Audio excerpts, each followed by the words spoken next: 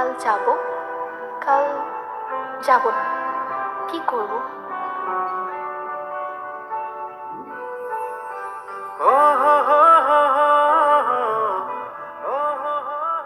নীলা, কি করছিস? কিছু না তো ভাইয়া। কিছু না? ঠিক আছে, আয় তোর মাথায় একটু তেল দিয়ে দিই। না না ভাইয়া, আমি এসব তেল টেল দিব না। আহা, নিজের কি অবস্থা করছিস দেখ তো, যত্ন নিস একটু। কলেজে আর কেউ বিরক্ত করে? না তো ভাইয়া। বাইরে কেউ? না। যদি কেউ বিরক্ত করে তাহলে কিন্তু সবার আগে আমাকে বলবি। আমাকে কে বিরক্ত করবে?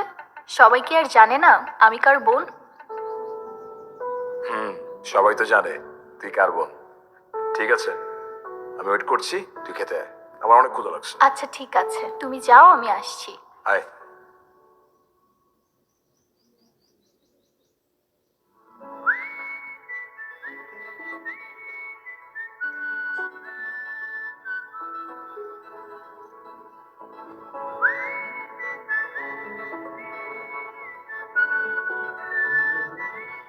কিরে, কি মনে হয় আসবে? বন্ধু, একবার মনে চাইবো, আবার মনে চাইবো না। তুই এক মুখে কয় কথা বলছ, হ্যাঁ? আচ্ছা দাঁড়া, টস করি, হ্যাঁ? যদি শাপলা পড়ে তাহলে আসবে, আর যদি যমুনা পড়ে তাহলে আসবে না। আচ্ছা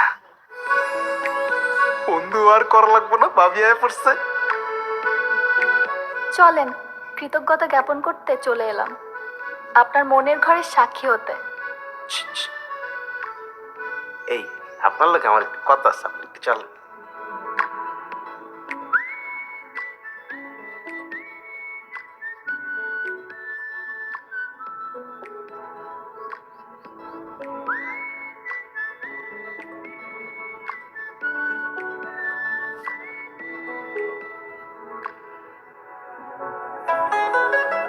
কি হলো, দাঁড়িয়ে গেলেন যে? জায়গাটা তো সুন্দর। হ্যাঁ, আমাদের গ্রাম অনেক সুন্দর। জানো, আমার উপন্যাসের মূল চরিত্র কাকে নিয়ে? কাকে?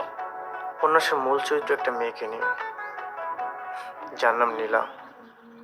মানে, আপনি কি আমার সাথে ফাইজলামি করছেন?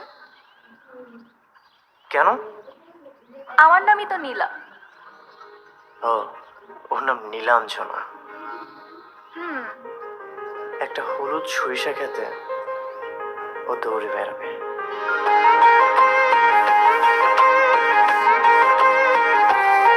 আচ্ছা, তারপর? তারপর উপন্যাসের নায়ক দূর থেকে তাকিয়ে দেখবে। হুম, বুঝলাম। ঠিক আছে, চলেন যাই আমরা।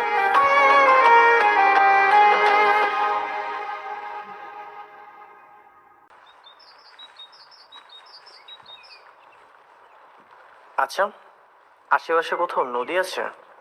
হ্যাঁ, আছে তো, কিন্তু একটু দূরে। কেন?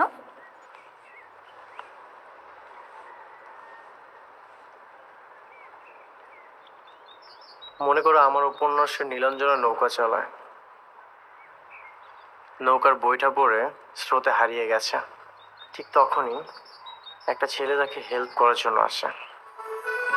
নীলাঞ্জনাকে দেখে প্রেমে পড়ে যায়, ভালোবেসে ফেলে।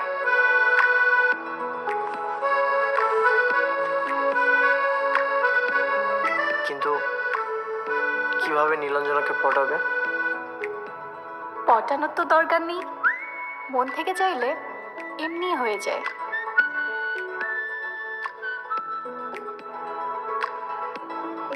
আচ্ছা, আমি এখন চলে যাই, অনেক সময় হয়ে গেছে। ঠিক আছে, চলো তোমাকে বাসায় পৌঁছে দিই। না না, কোনো দরকার নেই, ভাইয়া দেখলে সিন ক্রিয়েট করবে।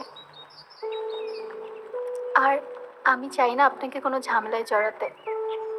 আচ্ছা, সাবধানে যেও।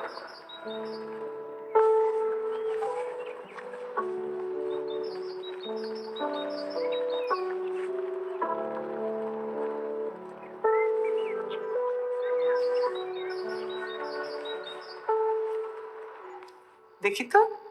বাহ, মেয়েটা তো ভারী মিষ্টি দেখতে। কে রে? না মা, তেমন কেউ না।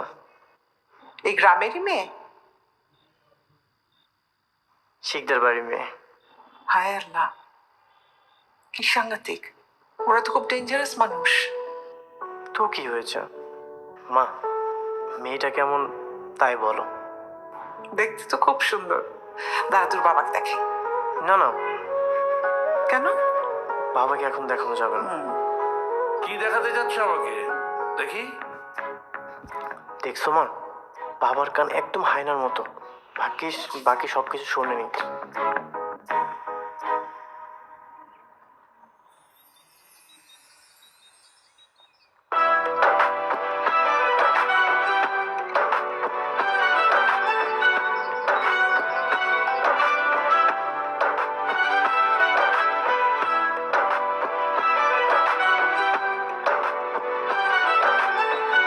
অবাক লাগছে? আমার বিশ্বাস ছিল তুমি আসবে, আচ্ছা, তাই?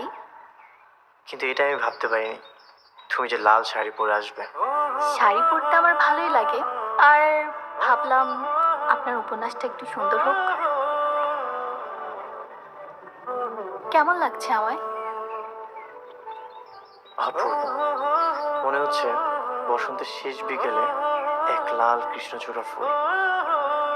চোখের কাজল রেখায় নিজেকে এক অন্য রূপে সাজিয়েছো তুমি, ঠিক যেন আমার উপন্যাসের নীলাঞ্জন।